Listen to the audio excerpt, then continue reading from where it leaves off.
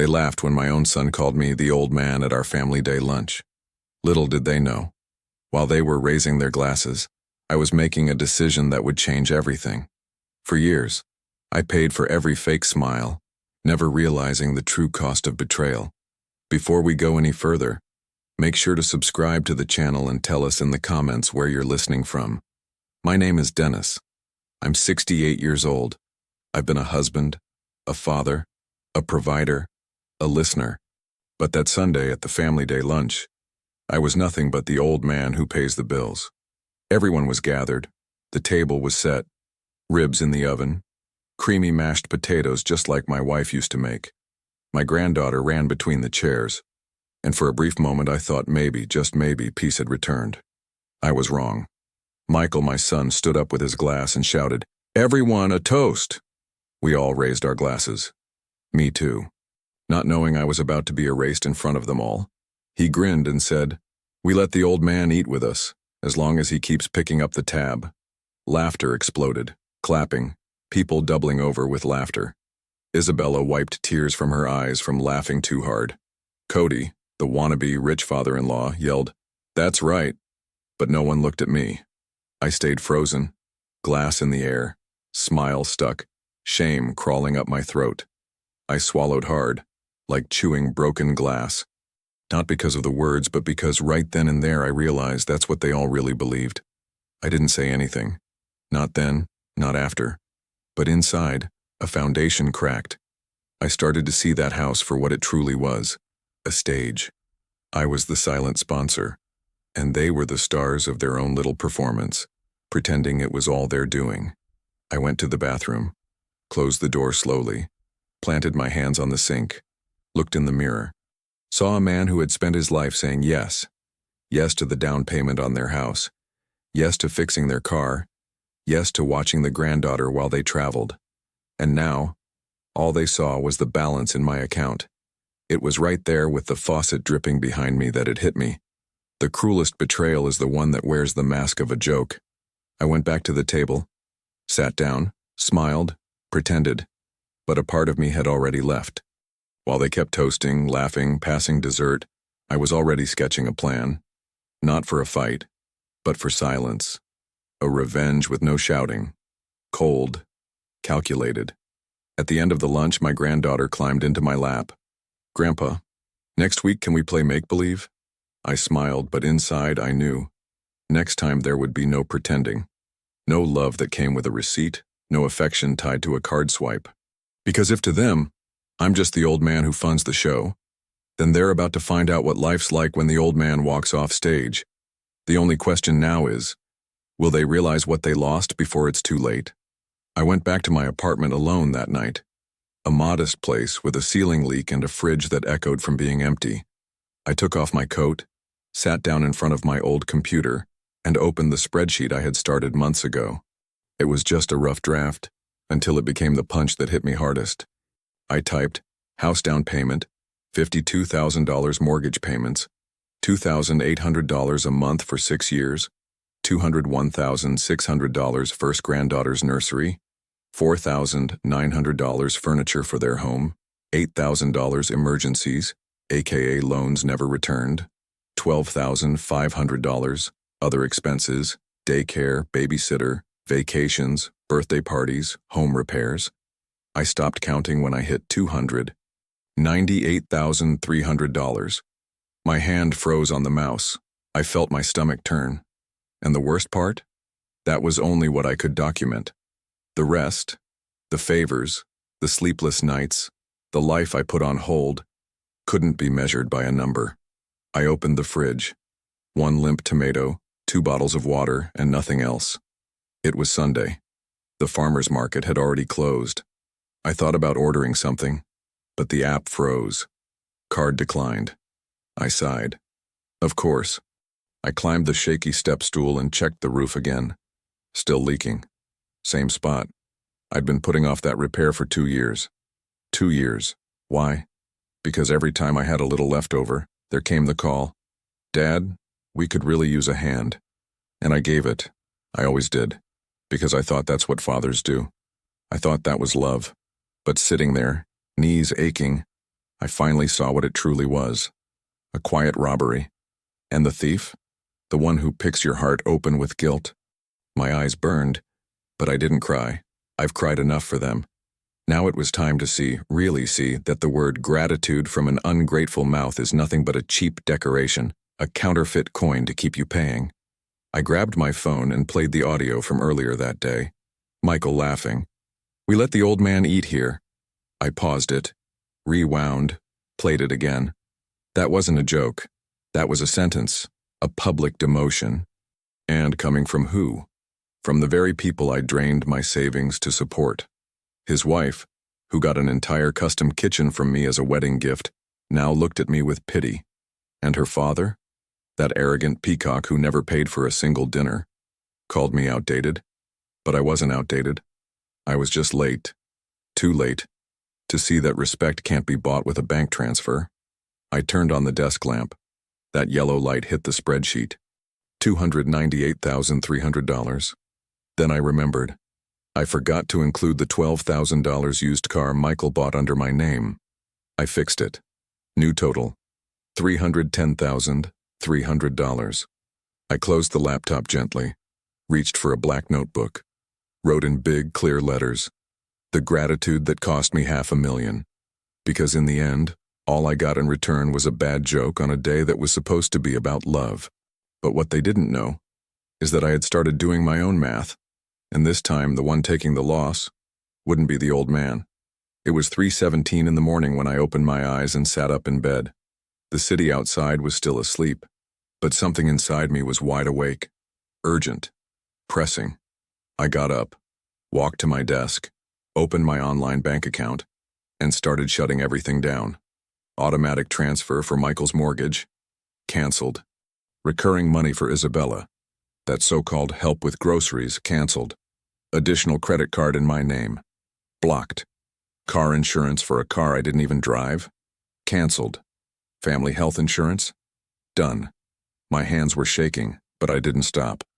The more I clicked, the lighter I felt, like snapping off invisible handcuffs one by one. With each cancellation, a piece of me returned. With every confirmation came another breath of relief. Then I went to my desk drawer, pulled out every receipt, printout, screenshot, and invoice I'd kept over the years. I started printing them, one by one, page after page of money sent, bills covered, emergencies handled, favors never repaid. By the time the sun began to rise, my living room floor was covered in paper, and for the first time in years my head was clear. I grabbed a black leather folder, the only thing I still had from my old corporate days, slid everything inside, organized by category, labeled each tab, house, car, emergencies, gifts, repairs, emotional manipulations. Yes, I gave it that name, because so much of what they called help was just emotional blackmail in disguise. I pressed the folder to my chest, closed my eyes, took a deep breath. That folder didn't just hold numbers. It held years of my life, the evidence of my loyalty, and the most powerful weapon against betrayal, written memory. That was the moment I truly woke up. Not to argue, not to shame them, but to accept that if I kept pretending, I'd be complicit in my own exploitation. I didn't leave a note, didn't make a speech. But that day, anyone who knew Dennis as the old man who always fixes everything quietly lost access, and they didn't even notice. Some say silence is weakness, but I've learned silence can be the loudest scream. Real revenge doesn't need a spotlight. It needs a paper trail. I closed the folder, set it beside the door, and whispered to myself, from now on, I only pay for what's mine. They were still sleeping, still laughing at yesterday's jokes, still thinking the world spun on my debit card, but something had shifted, and they had no idea. The only question left was, how long before they feel that the tap had been turned off? It took exactly 3 days. 3. They didn't even last a week. Wednesday morning, my intercom buzzed. 8:42 a.m., a time when no one ever bothered me. The doorman's voice came through, slightly choked. "Mr. Dennis, there's a young woman here crying. Says she's your daughter-in-law." I walked down slowly, not because I was afraid, but because I was in control. I knew this moment would come. I knew the absence of the old man who pays for everything would hit them hard, but even so, seeing Isabella shaking in the lobby, makeup smudged, crumpled paper in hand, yeah, that still stung a little. The bank notified us, she said. The mortgage payment was short. Michael lost it. I closed the glass door behind her. We walked into the hallway. She looked at me the way people look when they expect mercy, but all she found in my eyes was clarity. You left us hanging. I stepped closer, spoke quietly, directly, without emotion. On family day, your husband called me a burden. Now, you can carry what's yours. Her eyes went wide. She tried to say something, but the elevator doors opened, and I stepped in. Didn't look back, didn't feel guilty. That night, for the first time in years, I slept like a baby. Next morning, Michael called, and his tone? It wasn't worried. It was angry. What did you do, Dad? Are you insane? The mortgage payment bounced. Isabella's freaking out. You can't just stop. I took a breath, sat on my porch with a hot cup of coffee, watching spring roll in under a blue sky. Funny, I thought I could. Thought I already did too much. This is betrayal. We always counted on you. I swallowed hard. That word hit different. Betrayal. The irony of being accused of the very thing they'd done to me for years. You confused help with duty, and gratitude with manipulation. Silence. Then a sigh on the other end of the line. We're going to lose the house. Your house. Your responsibility. I hung up. No anger, no rush, just certainty that my part in this was long done. The problem is they never knew when they were getting more than they deserved. And now that the well's dried up, they're finally tasting what reality costs. That night, Isabella sent me a message. We're sorry. We took it too far. But you're being cruel now. I read it. Deleted it. Didn't answer. Because cruelty isn't stopping the giving. Cruelty is demanding without limits. It's laughing at the man who feeds you. It's calling your foundation the old man, and still expecting everything to stay the same. The crisis came knocking, and the ungrateful started running.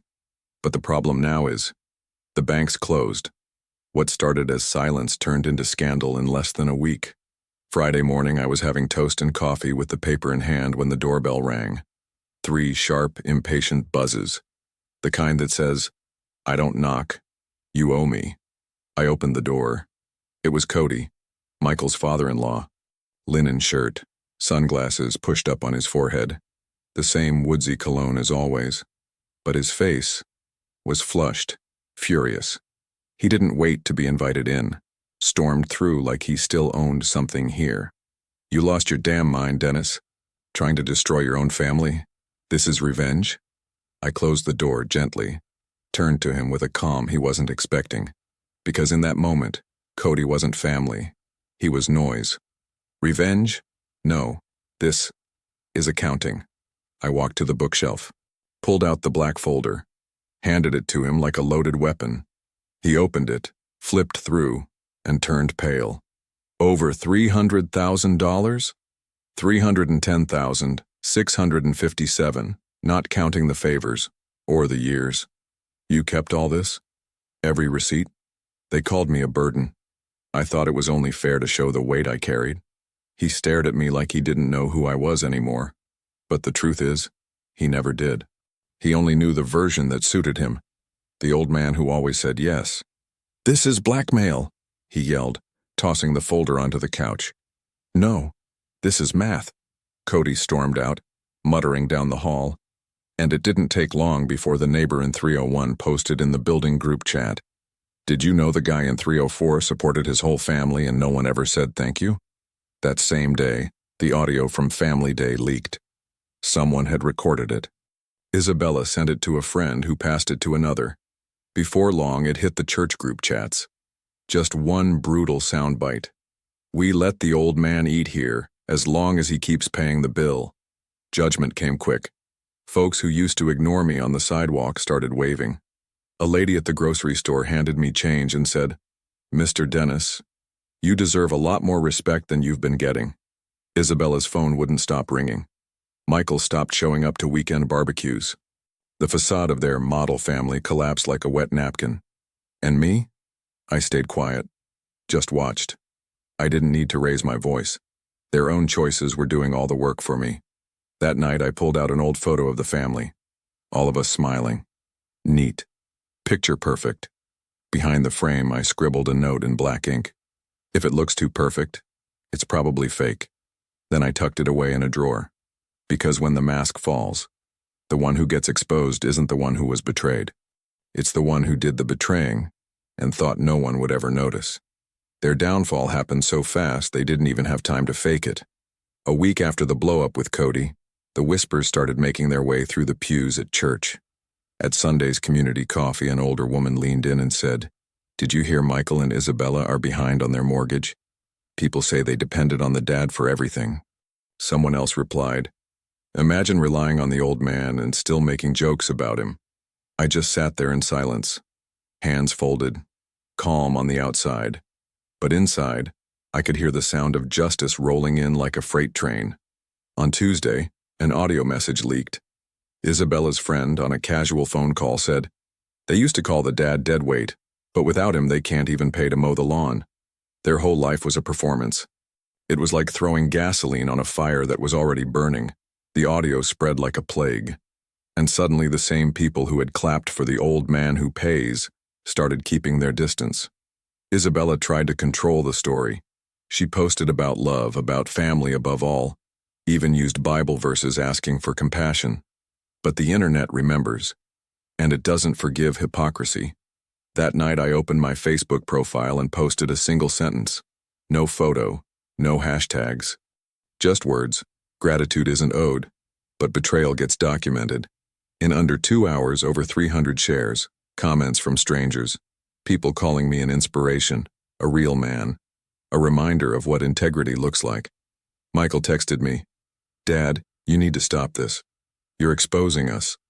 I deleted the message, because I wasn't the one doing the exposing. They did that all by themselves, year after year, hiding selfishness behind Sunday smiles. The strangest part? The more I stayed quiet, the deeper they sank trying to clean up their image. Every post brought a new contradiction. Every excuse reminded people, wait, wasn't the dad the one paying for everything? The noble image they had built, that polished, picture-perfect lie, started to melt.